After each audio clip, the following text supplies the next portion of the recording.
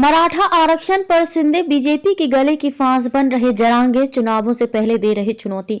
महाराष्ट्र में मराठा आरक्षण की मांग को लेकर मनोज जारांगे की पदयात्रा मुंबई की तरफ जैसे जैसे बढ़ रही है वैसे वैसे भीड़ भी बढ़ती जा रही है। जारांगे अपनी मांग पर अड़े हुए हैं और मराठाओं को ओबीसी के तहत आरक्षण दिए जाने के लिए आंदोलन कर रहे हैं। मनोज जारांगे 26 जनवरी को मुंबई के आजाद मैदान में एक विशाल रैली को संबोधित करेंगे। जारांगे कह चुके हैं कि अगर महाराष्ट्र सरकार आंदोलन को नजरअंदाज करेगी तो वो मुंबई में ही भूख हड़ताल कर देंगे। ऐसे में सीएम एकनाथ शिंदे के नेतृत्व वाली महाराष्ट्र सरकार की चिंता बढ़ती जा रही है। मराठाओं को ओबीसी के तहत आरक्षण देने की पात्रता तय करने के लिए महाराष्ट्र में मंगलवार को सर्वे का काम शुरू हो गया है। महाराष्ट्र राज्य पिछड़ा वर्ग आयोग के द्वारा कराए जा रहे सर्वे मराठा समुदाय और ओपन कैटेगरी को शामिल किया गया है। यह ओबीसी सर्वे 31 जनवरी तक पूरा हो जाएगा, लेकिन मनोज जारांगे अपने कदम से पीछे हटने को तैयार नहीं है। मराठा आरक्षण आंदोलन के नेता मनोज जारांगे के साथ जिस तरह से भीड़ जुट रही है, अगर वो मुंबई में दाखिल होती है तो एकनाथ शिंदे सरकार के लिए भीड़ को संभालना एक चुनौती हो सकती है। मराठा आरक्षण को लेकर सुप्रीम कोर्ट में याचिका। महाराष्ट्र सरकार ने मराठा आरक्षण कानून 2021 में कानून रद्द होने के बाद ओबीसी आरक्षण की मांग बढ़ी।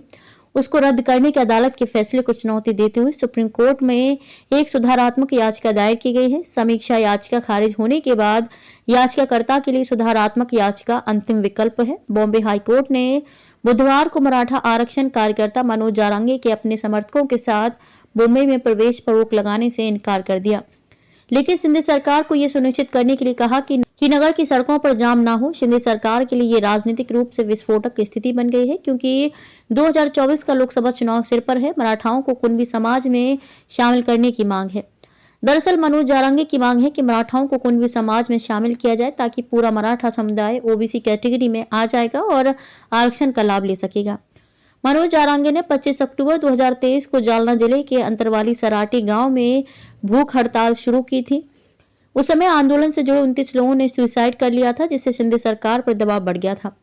महाराष्ट्र में सीएम शिंदे की अध्यक्षता में नवंबर 2023 को सर्वदलीय बैठक में सभी दलों ने सहमति जताई कि मराठा समुदाय को आरक्षण मिलना ही चाहिए। इस बैठक में शरद पवार समेत 32 पार्टियों के नेता शामिल हुए थे। शिंदे ने जारांगे से की थी अनशन खत्म करने की अपील।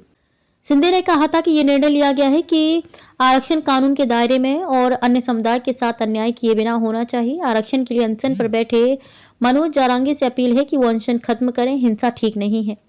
राज्य की शिंदे सरकार के 4 मंत्रियों ने जारांगे से मुलाकात कर भूख हड़ताल खत्म करने की अपील की थी। इसके बाद उन्होंने स्थायी मराठा आरक्षण देने का वादा किया था, जिसके चलते 2 नवंबर 2023 को मनोज जारांगे ने अनशन खत्म कर दिया था। जारांगे ने उस समय सरकार को 2 जनवरी 2024 तक का समय दिया था और कहा था कि अगर सरकार तय समय में आरक्षण नहीं देगी तो 2024 में हम फिर मुंबई में आंदोलन करेंगे। मराठा समुदाय के आरक्षण का फॉर्मूला तलाश नहीं कर सकी सरकार। महाराष्ट्र में एकनाथ शिंदे के नेतृत्व वाली सरकार ने 2 जनवरी 2024 तक मराठा समुदाय के आरक्षण का फॉर्मूला तलाश नहीं सकी। इसकी वजह ये थी कि महाराष्ट्र सरकार के लिए कशमकश की स्थिति बनी है, क्योंकि ओबीसी समुदाय अपने आरक्षण में से कुछ भी प्रमुख मराठों को नहीं देना चाहते हैं। बीजेपी सहित सभी पार्टियों के ओबीसी नेता खुलकर विरोध में उतर गए थे और साफ कर दिया था कि वे अपना कोटा घटना बर्दाश्त नहीं करेंगे। ऐसे में शिंदे सरकार बैकफुट पर आ गई थी और कुणबी जाति का प्रमाण पत्र देने की प्रक्रिया रोक दी थी।